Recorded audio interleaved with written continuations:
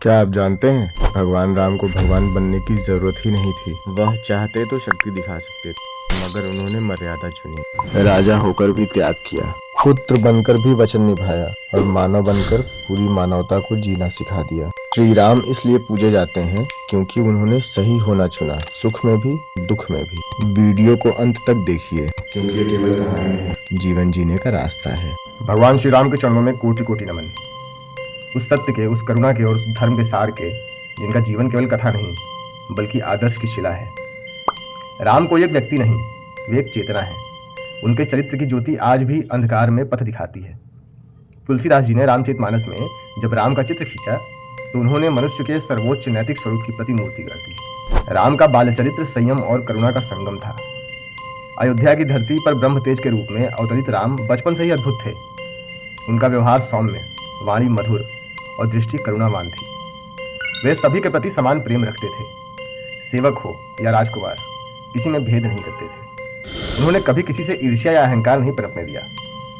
बचपन में मुनियों के संग रहकर उन्होंने धर्म, दया और सत्य को अपने जीवन का केंद्रीकरण बनाया। रामचंद्र केवल परमात्मा नहीं थे, वे संयमित मनुष्य का पूर्ण उदाहरण थे। वनवास के समय में भी जब धर्म की सर्वोच्च परीक्षा, जब दशरथ ने कैकेयी की मांग पर राम को वनवास घोषित किया, तब भी राम के मुख से शिकायत का एक शब्द नहीं निकला। उन्होंने कहा, पितृवचन सर्वोच्च धर्म है। यही वह क्षण था जब उनका चरित्र देवत्व की ओर अग्रसर हुआ। सीता ने साथ चलने की इच्छा जताई, तब राम ने पहले समझाया कि वन जीवन कठिन है, और जब देखा कि सीता का समर्पण प्रेम से उपजा है, उन्होंने सहज साथ ले लिया। लक्ष्मण भी सेवा में तत्पर हुए और त्रिमूर्ति वन को चल चली।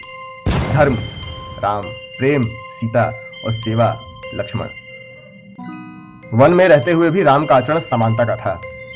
वनवासी जनों ने स्नेह रखा, उनकी वेदना समझी और यह दिखाया कि शासन केवल सिंहासन से नहीं, सेवा में है। नीति, नेतृत्व और करुणा का संगम।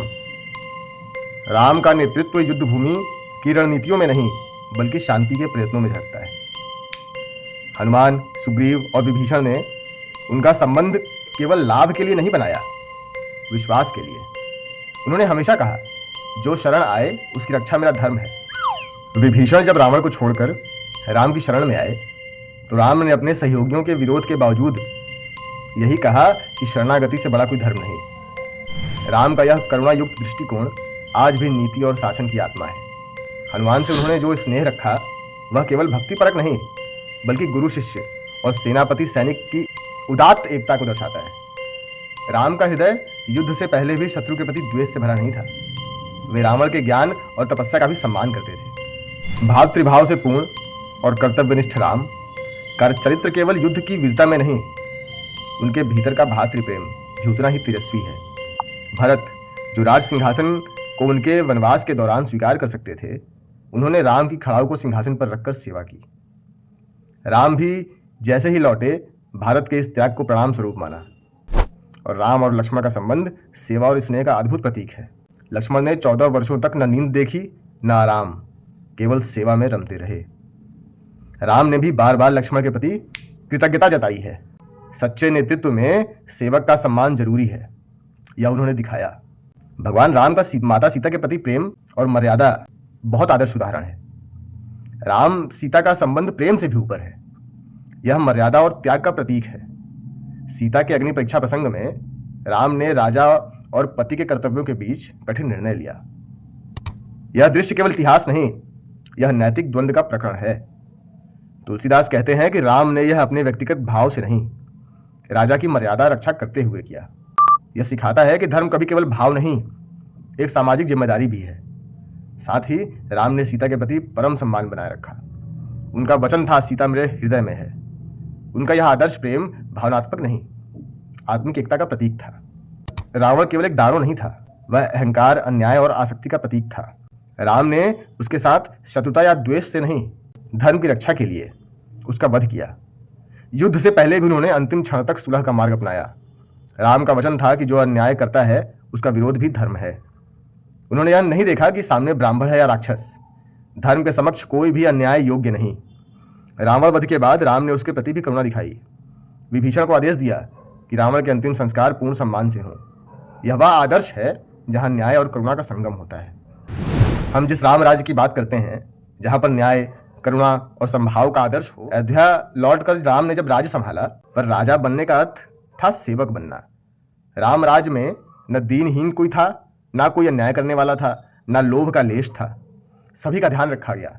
स्त्री, शूद्र, व्यापारी, ब्राह्मण, सैनिक, सब में समान भागीदारी थी। तुलसीदास लिखते हैं कि वहां कोई रोगी नहीं, कोई दुर्भिक्ष नहीं, कोई भय नहीं। वास्तव में राम राज्य सिर्फ शासन नहीं, मानवता का सर्वोच्च संगठन था। राम ने प्रशासन को धर्म पर आधारित शक्ति प्रणाली बनाया, जहां राजा लोकपाल था, न कि केवल शासनकर्ता। उनका आचरण सिखाता है कि नेतृत्व का सार दया, न्याय और लोक सुख में एकाकार होना है। मनुष्यता का चरम रूप राम का चरित्र केवल धार्मिक कथा नहीं, बल्कि एथिकल आइडियलिज्म का सजीव उदाहरण है। उनका हर निर्णय यह दिखाता है कि सत्य पर चलना आसान नहीं, पर वही शाश्वत मार्ग है। राम के जीवन से यह शिक्षा मिलती है कि परिश्रम बिना श्रेष्ठता नहीं मिलती, त्याग बिना आदर्श नहीं मिलता, और करुणा के बिना धर्म नहीं मिलता। राम ने दिखाया कि शक्ति तभी पवित्र है जब वह मर्यादा में बंधी हो। उनका लोक व्यवहार हमें यह सिखाता है कि धर्म कोई रूढ़ी नहीं, बल्कि जीवन का संतुलन है।